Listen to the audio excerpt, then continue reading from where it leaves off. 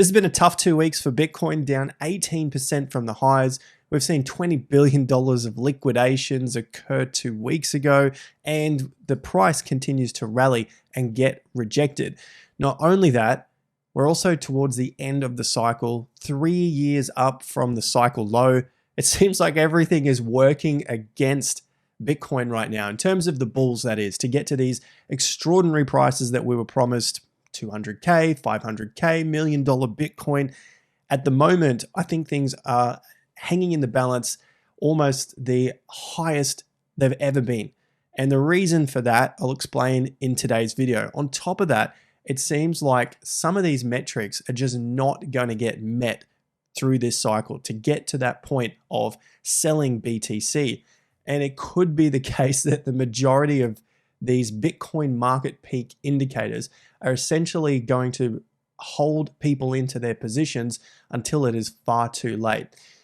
Okay, let's just dive straight into it. If you haven't already, hit the like button, subscribe to the channel if you're new here. It's your home of macro cycle analysis and, of course, the 18-year US real estate cycle. We're coming into that peak and we are beginning to see the results of that.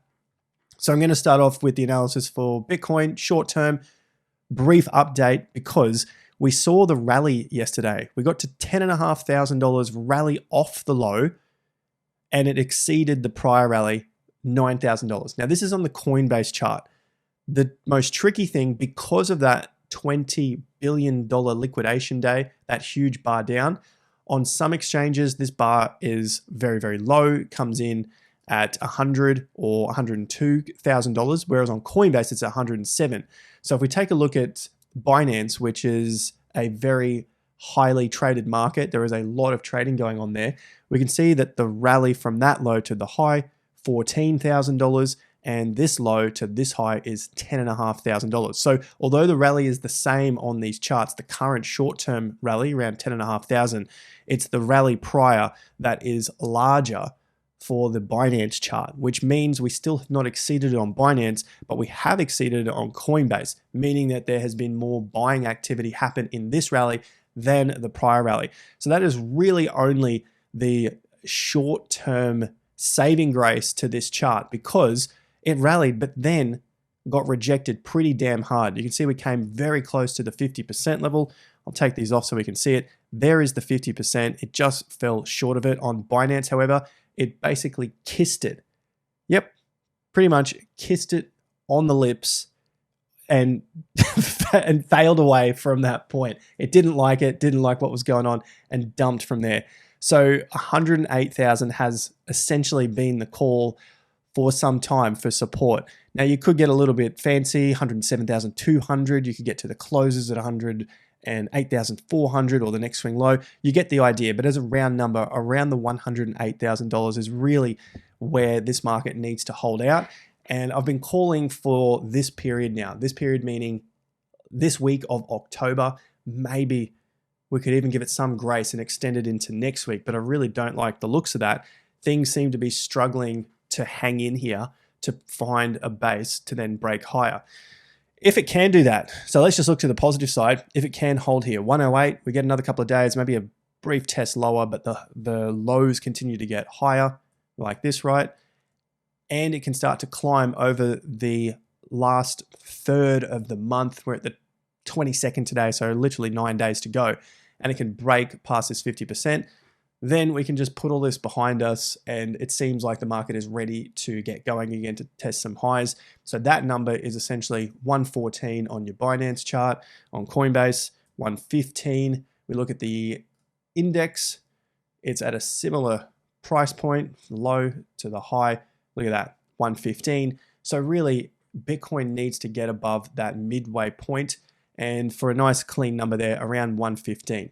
As we looked at on yesterday's video, there are a couple of numbers higher, 118, 120, but for now, really 115, we can start to get excited. If we break down from 108, then we're probably going to look to test those lows. And as we have discussed, it depends on which chart you're looking. The lows could be 102, lows could be 103, or it could even be as far down as the 50% level at $100,000. So for now, things are looking a little shaky here for Bitcoin. So the interest has fallen from 103 billion down to 67 billion So that's, somewhere in the vicinity of 35% loss in that daily exchange volume, and it's broken back underneath those highs, which is exactly what we were talking about with the pullback. The pullback is okay as long as it stays above the highs. Unfortunately, it's gone underneath. Final saving grace are these lows. So look at the lows at 54, 46, 46. So if that volume can at least hold there, that means we're still marginally putting in higher lows to then climb higher, meaning that there is still that interest in the market. And like we can see with the liquidations and the long-short ratio, which identifies where the traders are at, we're beginning to pick up on the daily liquidation volume here, 773 million, so basically 750 million. And of course, this chart is now irrelevant until this extreme bar wipes off. We can have a look at some shorter term timeframes, but you get the point. The liquidations have picked up today. Long-short ratio is getting a little out of whack, so maybe another minor saving grace here is that Bitcoin is going to see another higher low over the next day or so, and then start to work its way higher again, hopefully putting in that base around the 107, 108 to then climb higher. Now, I pointed out these metrics here. I don't think these things are going to happen in this cycle. This is a common one that pops up, so I'll make a quick comment about it when it comes to your portfolios, selling Bitcoin, taking profits, looking for tops and bottoms in the market, all those big questions that retail traders and I mean everyone wants to know, when should we sell? And I think something as simple as this is just not going to work this cycle. Looking at these bull market peak indicators to sell at the top that have been accumulated from prior cycles.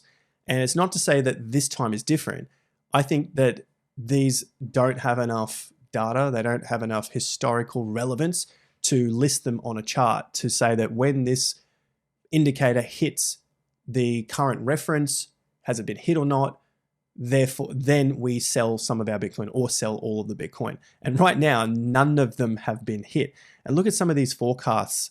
You've got price targets here of 175 to 230K. I mean, it's possible. I don't think it's got that chance in the current state that Bitcoin's in. And I am on record of saying at the beginning of this year, Bitcoin will hit at least 122,000 in 2025, possibly 144. So we fell short of that, but we hit the 122 and went marginally over it. You see here, if you want receipts, that's the next post. This post, 2nd of January, 2025. And there were the forecasts for this year. We can cover those on a future video, but to get an update on those. But essentially, I think these are going to be a long way off. And the reason I've mentioned why is because they just don't have enough relevance to the market. And they're basically models, and the models continue to, well, they work until they don't, and then they break, and then you've got to go and find a new model, which is why they've continued to add more and more models to this chart. They just keep adding more and more things. Some of them are getting close, others aren't. So yeah, keep a lookout for those. And I think the idea here is that if more than 50%, or choose your number, 50, 60, 80% of them have been hit, maybe it's a good time to be selling them. Right now there is 0%, and we are beginning to see some of the weakness in the charts and some of the other metrics that I've been showing you here along the weeks. Now, we've got the reports coming out today. We've got an altcoin report. You would have received the economic report yesterday, and tomorrow is the Bitcoin report that also shows things like this, plus more detail on BTC. If you want that, top of the video description, free report, click on that, name, email address, and you will get that to your inbox ASAP. Okay, so when it comes to Bitcoin and the signals to the downside, we haven't seen an invalidation to our 3-day signal. So we got the 3 days down so far. I've showed you this on previous videos. From significant turning points, in this case, generally all-time high prices, they've got to be of very strong significance. The idea behind it is that if you're going to see the market sell off from these extremely significant turning points, and I keep making a very strong point about them being extremely significant because it's just not any old turning point. You can see here, 1, 2, 3 days down. That's just a 3-day swing chart turn. These are the significant points, 1, 2, 3. They generally say that the market is going to have a tough time from there. It's not 100%. We're not looking for 100% accuracies. Indicators are going to hit 100% of the time, but they're going to show us more often than not, give us that probability that things aren't going to look good here, especially if they're from the high. Now, if you put this in reverse, look at it from lows, and you get 3 days up from significant lows, a tariff collapse and extreme fears in the market, you can see down here. And if you were to get 3 days up, great. That's a sign to do the opposite. There's a lot of buying going on here, and we're probably going to see some strength. We saw that sort of thing back in March in 2023, banking collapse. Still hearing about banking collapses now. I'm seeing stories about that. But we had the Silicon Valley Bank collapse and all the other regional banks collapsing. Everyone thought it was over, recession, yada, yada. Boom, 1, 2, 3. Huge green move. Lots and lots of buying coming in, and that held the market up. I said that low was not going to get broken. It's all on X if you really need to go and see it. But the idea behind that is that we had extreme fear in the market. We had fear in Bitcoin. So in the market, meaning broadly speaking, the US, the traditional sense, the retail, extreme fear, higher low price. Price was higher. So that's telling you that the smart money is buying. And then we even got the signal that the smart money is buying. So that's to show you how this signal is so powerful and how it works on both sides of the market. Because we obviously want to know when we should be buying as well, especially in extreme fear. Yes, in extreme fear. Now we're at those extreme greed points at the highs. We got it again.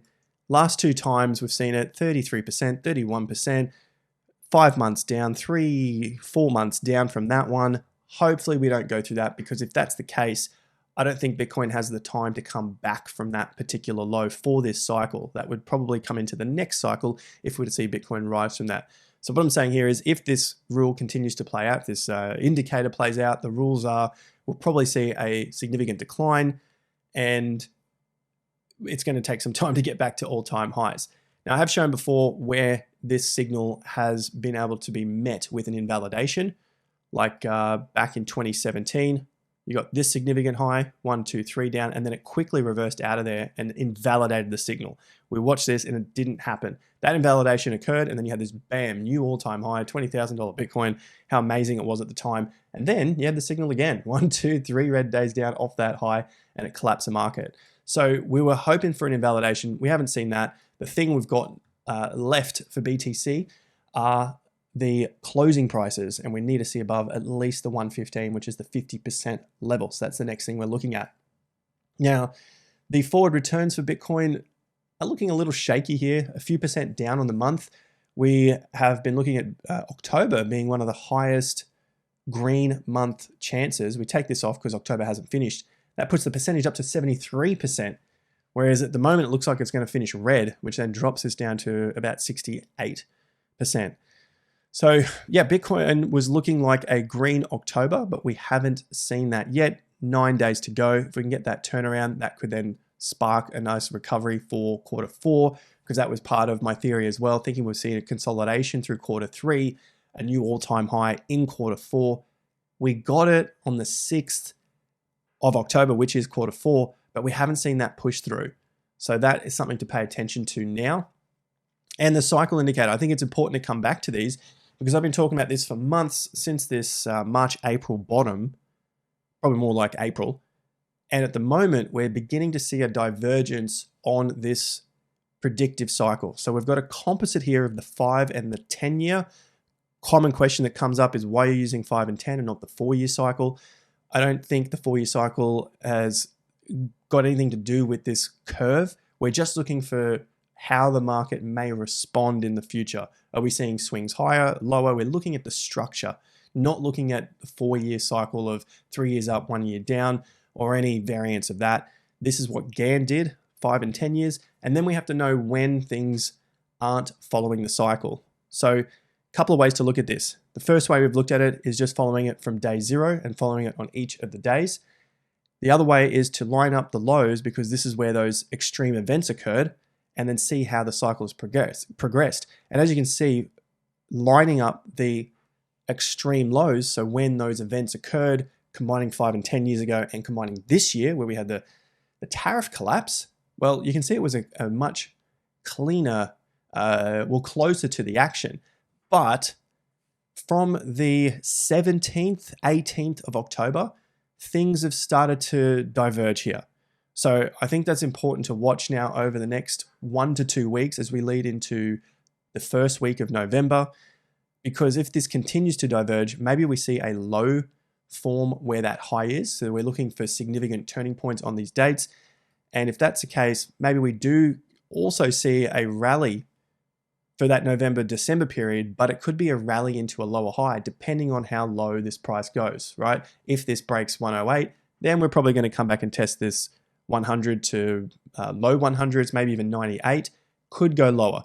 And then that period for November-December is where it starts to rally again, right? November-December, and you run into a lower high, but that lower high is on extreme greed. You could see a lot of this sentiment pick up at that point. People think they've bought the dip and everyone's wrong. It's the bear market's not on, the bull market's back, and you see this really big rally up and it ends up being a false rally, basically like a massive dead cat bounce, and it just sort of fades out from that. If that occurred, that would be something really, really big to watch so that we don't get sucked into the hopes of another big bull market. Okay, so if we did see 50% break, watch for any sort of lower highs form over the coming months. And I think that would line up, that would still line up with this particular move because we're watching for that rally.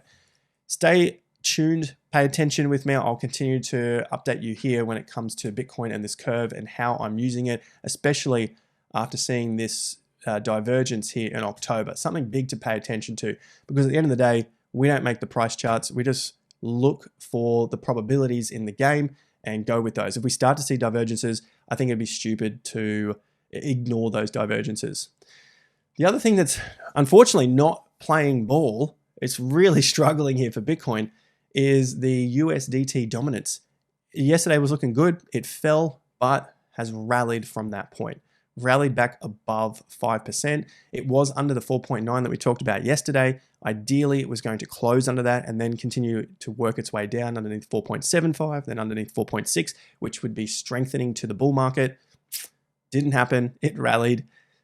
And now here we are at 5%. So this is also not looking good for the game, because this is what happened on each of the previous tops as well. Again, I don't want to sound like too bearish on things, but at the end of the day, if this is what the chart is doing, like what else can you say if that's what the chart's doing? The okay part of this is you got lower highs and, broadly speaking, a base here, but this is a higher low that formed around 4% and then rallied again to 4.1. But you've still got lower highs. So if that starts to break out, well then it's almost like all bets are off. It just, you can see it on the chart. And look at the volume that came in at these lows. That was the all-time high back in November, which was pretty much the extreme greed all-time high that we had for Bitcoin this cycle. Similar to what happened with BTC in 2021, where the April top, and then you saw the next high being a higher low, but Bitcoin's price went higher. So Bitcoin ran to 69K, yet there just was not as much excitement. And we may have done that again. Look at the volume, big volume again, pushing higher here. And you can see as this started to run up, you're starting to get more volume pick up. So USDT, come on, we need to see it break down. We need to see more people start to spend their stable coins again. Otherwise, it's possibly game over. Bitcoin dominance also climbing higher here. Now, the only comment I'm going to make here that might be a little bit of an addition to what we talked about yesterday is if we continue to see the dominance rise, that could still be in a bear market. Like we've seen with ETH, you got the ETH BTC chart still falling at the moment.